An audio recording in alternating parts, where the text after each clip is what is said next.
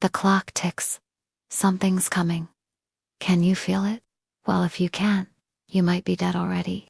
So you should probably watch this before that happens.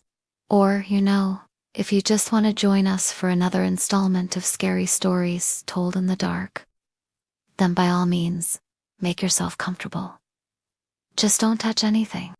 Episode 5, The Room That Wasn't There. Our story begins with a young man named. He's your typical brooding, handsome, mysterious type. If you've seen any number of thrillers or dramas, you've probably met at least 3 people like him. The ones who always wear black, stare intensely and say really stupid things like, "Do you want call me a hero?" right before they do something undeniably heroic. Anyway, Sethi lives in a house.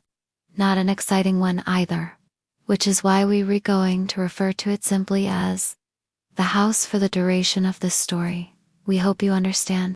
But if you're in the market for a new house and you'd like this one to come with a feature-length horror film, then we hate to break it to you, but it's probably best to look elsewhere. So Saeed finds something disgusting in his bedroom. It's on the floor. It looks like a splatter of dried blood. He doesn't think much of it at first, assuming it must be from his last episode, whatever that means. But something about the stain just isn't right. So he touches it and the blood is warm. Creepy. The stain also seems to be spreading in slow, pulsing ripples, like water spreading across a pane of glass. After you accidentally tip over your glass of water while texting under the table, and you panic and try to discreetly wipe it up with a napkin. But it's too late, everyone saw. Anyway, as the blood ripples move outward, a shape starts to emerge, which allows Saeed to see what the splatter actually is. It's a map. This map is of a much bigger house, like the kind of house you would expect to see in a fairy tale, only significantly darker because fairy tales are usually full of sunshine and rainbows and not blood. And this blood has been meticulously crafted by our special effects team to appear as realistic as possible. They worked very hard on it, so please take a moment to appreciate their efforts. Thank you. But anyway, following the map, Saeed sees a room that isn't in his house. A big room, a root cellar perhaps, which according to the map's annotations is 16 feet deep, twice the depth of his actual house's foundation. And in the middle of the cellar, there's a smaller room, which according to the map's annotations, is the place he needs to go. According to the annotations, the key to entering this place will be found where the blood touches the wall, which is to say, right here. But when he goes to look, there's nothing to be found. Frustrated, he spends hours searching the room, tearing it apart, finding nothing. But that's okay, because the house has something else planned for him. At 3:07 a.m., for no reason whatsoever, the closet door swings open. Saeed is startled, but intrigued enough to follow whatever it is that the universe is trying to tell him. Behind the door, there's a staircase. It curves downward. It looks like it goes down for miles. It also sounds like it's breathing, but we'll get back to that. The stairs led down past the basement, and far, far below the foundation of the house, which apparently has a mind of its own. And eventually they end at a doorless archway. A big, black, swirling mass of mist obscures the opening. Saeed knows he's at the place indicated on the map, the Forgotten Room, because that's what it says right above the arch. He takes a deep breath, steps forward, and as soon as he does, he hears a click. He turns back to see the 5th lock fall from the 7th door. Before he had 6 locks to count, but now there's only 5. This is something he's going to have to keep track of. Then he hears a scream. Startled, he turns around, but nothing is there. Oh, except for the fact that the scream was his. That's weird. He hasn't made a sound. Suddenly, the room goes silent.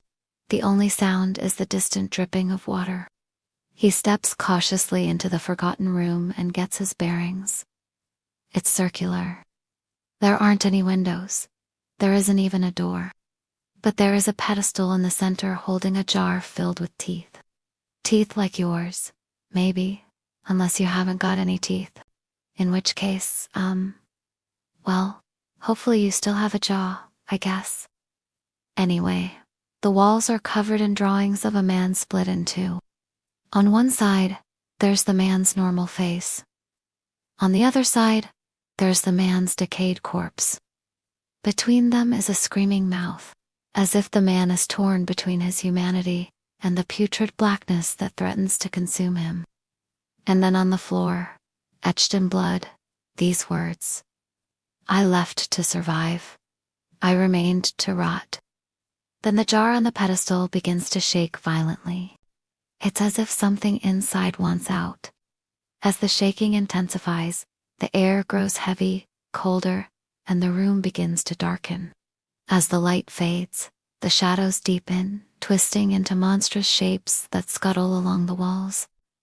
Soon, the room is completely dark. All that can be heard is the violent shaking of the jar and a low guttural growl. Then suddenly, the room is flooded with light.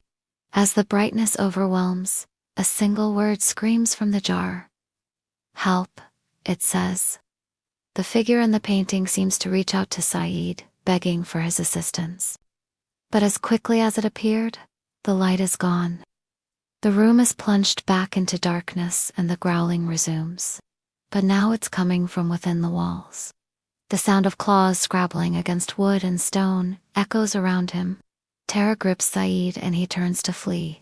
He runs from the room, racing back up the breath stairs. He bursts from the closet door and flees down the hall. He has no idea where he's going, but he doesn't care. He just wants to escape the house. But something is wrong. The house is different. The room he just fled from is somewhere else. The stairs are gone. And when he pushes open the door, instead of the hall, he sees a blank wall. He runs, stumbling, tripping, falling, scrambling to his feet and running again. But every room he enters is a lie. Every room leads him back to the start. Every window is a portal into endless darkness. And every mirror shows him something terrible. His life playing out before him, except it's not his life. It's the life of another person. But that person is in the room with him. The other self is eating his dinner, drinking his wine, laughing with his friends. But when he approaches the mirror, he sees a terrifying smile. A smile that isn't his. The smile of someone who knows his deepest secrets. The smile of someone who knows how scared he is. He wakes up gasping for breath, but there's no air to breathe. His lungs burn. His heart pounds in his chest. He rips his shirt open, desperate to fill his aching lungs, but he can't. He falls to his knees, paralyzed by terror, and then she appears. The veiled woman stands before him, smiling. She speaks in a voice that drips with honey and ice. Still afraid? She asks, her words sending shivers down his spine. There's no need, my love. I'm here to help.